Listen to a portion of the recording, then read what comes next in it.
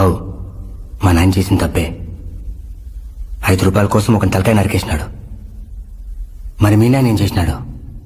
అది గుడక తీసుకోకుండా ఇద్దరిని చంపేసినాడు. దానికేం చెప్తావు? మేము మొదలుపెట్టినాం సరే, మీరు ఆపినారా?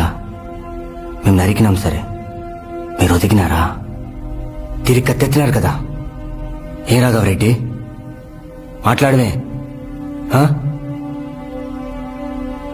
I'm sorry.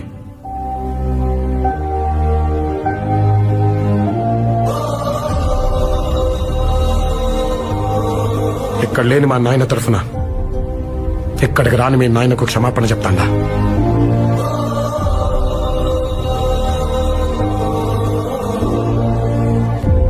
ఆ రోజు మీ నాయన తల నరికిన వెంటనే మా నాయన ఇలా కూర్చొని మాట్లాడుంటే ఈ 20 ఊళ్ళ బతుకు వేరుగా ఉండేది.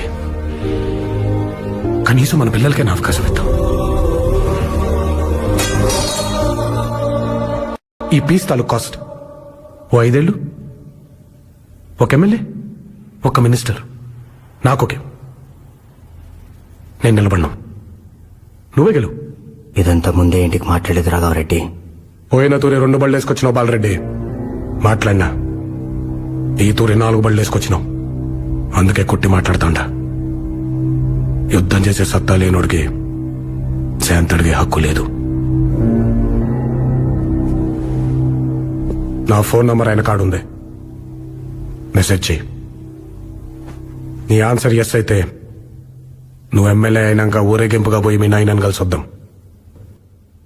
నో అయితే పూలెందల పూలంగళ్ల కాడ నుంచి కడప కోటిరెడ్డి సర్కిల్ దాకా, కర్నూలు కొండారెడ్డి బుర్జి కాడ నుంచి అనంతపురం క్లాక్ టవర్ సెంటర్ దాకా, బళ్ళారి కనుల్లో దాంకున్న బెలగం పొనాల్లో పండుకున్నా వదలా, తరుముకుంటా వస్తా, తలకాయ కోస్తా.